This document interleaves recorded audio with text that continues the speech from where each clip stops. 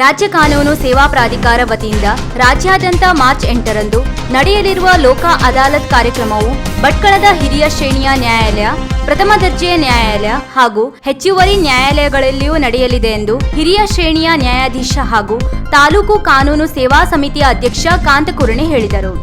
ಹಿರಿಯ ಶ್ರೇಣಿಯ ನ್ಯಾಯಾಲಯದಲ್ಲಿ ಸುದ್ದಿಗೋಷ್ಠಿಯಲ್ಲಿ ಮಾತನಾಡಿದ ಅವರು, ಭಟ್ಕಳ ತಾಲೂಕಿನ 3 ನ್ಯಾಯಾಲಯಗಳಲ್ಲಿ ಲೋಕ ಅದಾಲತ್ ಕಾರ್ಯಕ್ರಮ ನಡೆಯುತ್ತಿದ್ದು, ರಾಜಿ ಆಗತಕ್ಕ ಸುಮಾರು 1500 ಸಿವಿಲ್ ಮತ್ತು ಕ್ರಿಮಿನಲ್ ಪ್ರಕರಣಗಳನ್ನು ಗುರುತಿಸಲಾಗಿದ್ದು, ಇವುಗಳನ್ನು ಇತ್ಯರ್ಥಪಡಿಸುವಲ್ಲಿ ಕ್ರಮ ವಹಿಸಲಾಗಿದೆ.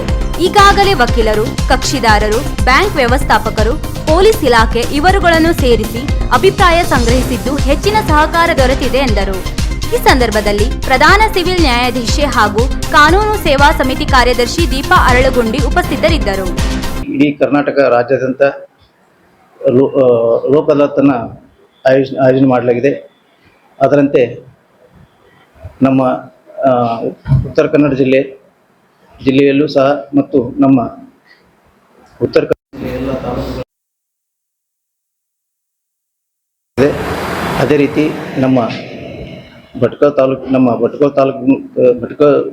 ನ್ಯಾಯಾಲಯದಲ್ಲೂ ಸಹ ಲೋಕ ಅದಾಲತ್ ಕಾರ್ಯಕ್ರಮವನ್ನು ಆಯೋಜನೆ ಮಾಡಲಾಗಿದೆ. ದಿನಾಂಕ 8/3/2025 ಈ ಲೋಕ ಅದಾಲತ್ ಕಾರ್ಯಕ್ರಮವನ್ನು ಆಯೋಜನೆ ಮಾಡಿದ್ದೇವೆ. ಈ ನಾವು ಹೋದ ಲೋಕ ಅದಾಲತ್ನಲ್ಲಿ ಸುಮಾರು 1146 ಪ್ರಕರಣಗಳನ್ನು ವಕೀಲರ ಸಹಕಾರದಿಂದ ಮತ್ತು ಸಾರ್ವಜನಿಕ ಸಹಕಾರದಿಂದ ಡಿಸ್ಪೋಸ್ ಮಾಡಿದ್ದೀವಿ. ಪ್ರಕರಣಗಳನ್ನು ಡಿಸ್ಪೋಸ್ ಮಾಡಿದ್ದೀವಿ. ಈ ಸಲ ನಾವು ಈಗಾಗಲೇ ಸುಮಾರು 1500ಕ್ಕಿಂತ ಹೆಚ್ಚು ಕೇಸುಗಳನ್ನು ರಾಜಿ ಆಗಬಹುದಂಥ ಕೇಸುಗಳನ್ನು ಗುರುತಿಸಿದ್ದೇವೆ. ಈ ತಾವುಗಳು ಅಂದರೆ ಈ ರಾಜಿ ಲೋಕ ಅದಾಲತ್ ಅಂದರೆ ಪಕ್ಷಗಾರರೇ ಅವರವರು ರಾಜಿ ಮಾಡಿಕೊಂಡು ತಮ್ಮ ಪ್ರಕರಣವನ್ನು ತಾವೇ ಬಗೆಹರಿಸ್ಕೊಳ್ಳೋದು. ಅದರಲ್ಲಿ ನಾವು ಕೋರ್ಟ್ನಿಂದ ಕನ್ಸಲೇಷನ್ ಮಾಡ್ತೀವಿ. ಅವರಿಗೆ ಕನ್ಸಲೇಷನ್ ಮಾಡಿದ ನಂತರ ಅವರು ತಮಗೆ ರಾಜಿ ಮಾಡ್ಕೊಂಡು ಕೇಸ್ ರಾಜಿ ಮಾಡ್ಕೋಬಹುದು. ಈ ಲೋಕ ಅದಾಲತ್ ಅಲ್ಲಿ ಯಾರು ಸೋತಿರೋ ಭಾವನೆ ಇರೋದಿಲ್ಲ, ಗೆದ್ದಿರೋ ಭಾವನೆ ಇರೋದಿಲ್ಲ. ಅವರು 2 ಪಾರ್ಟಿಗಳು ವಿನ್ ಆಗಿರ್ತಾರೆ. ಅಂದರೆ ಈ ಇಬ್ಬರು ಪಾರ್ಟಿಗೆ ಒಂದು ನ್ಯಾಯ ಸಿಕ್ಕಿರುತ್ತೆ. ಮತ್ತು ಲೋಕ ಅದಾಲತ್ನಲ್ಲಿ ರಾಜಿಯಾದಂಥ ಪ್ರಕರಣಗಳು ರಾಜಿಯಾದ ಪ್ರಕರಣಗಳಲ್ಲಿ ನಾವು ಕೋರ್ಟ್ ಫೀ ಏನಿದೆ, ಕೋರ್ಟ್ ಫೀ ಕಟ್ಟಿದಂಥ ಎಲ್ಲ ಕೋರ್ಟ್ ಫೀಯನ್ನು ನಾವು ರಿಫಂಡ್ ಮಾಡ್ತೇವೆ ಪಾರ್ಟಿಗಳಿಗೆ. ಆಮೇಲೆ ಈ ಲೋಕ ಅದಾಲತ್ನಿಂದ ರಾಜಿ ಮಾಡಿಕೊಂಡಂಥ ಪ್ರಕರಣಗಳು ಈ ಇಬ್ಬರು ಪಕ್ಷಗಾರರು ಒಂದಾಗಿ ಪ್ರೀತಿ ವಿಶ್ವಾಸದಿಂದ ಅವರು ಜೀವನ ನಡೆಸಬಹುದು.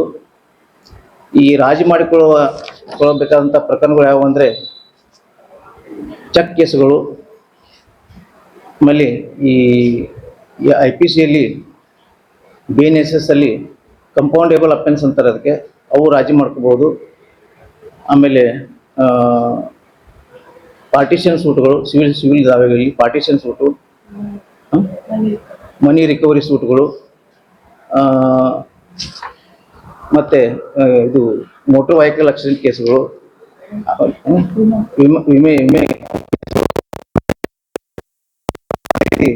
ಈ ಮ್ಯಾಟ್ರಿಮೋನಿಯಲ್ ಡಿಸ್ಪ್ಯೂಟ್ಗಳು ಪ್ರಕರಣಗಳನ್ನು ಸಹ ರಾಜಿ ಮಾಡ್ಕೋಬಹುದು. ಹೀಗೆ ಈ ರಾಜಿ ಮಾಡಿಕೊಂಡಿದ್ರೆ ಎಲ್ಲ ಕಕ್ಷಿದಾರರಿಗೆ ಒಳ್ಳೆಯದಾಗುತ್ತೆ. ಆಮೇಲೆ ಇದರಿಂದ ಅವರ ಖರ್ಚು ವೆಚ್ಚ ಸಮಯ ಎಲ್ಲ ಉಳಿತಾಯ ಆಗುತ್ತೆ. ವೀಕ್ಷಕ ಮಹಾಪ್ರಭುಗಳೇ, ನಮ್ಮ ಚಾನಲ್ ಅನ್ನು ಸಬ್ಸ್ಕ್ರೈಬ್ ಮಾಡಿ, ಶೇರ್ ಮಾಡಿ, ಪ್ರೋತ್ಸಾಹಿಸಿ.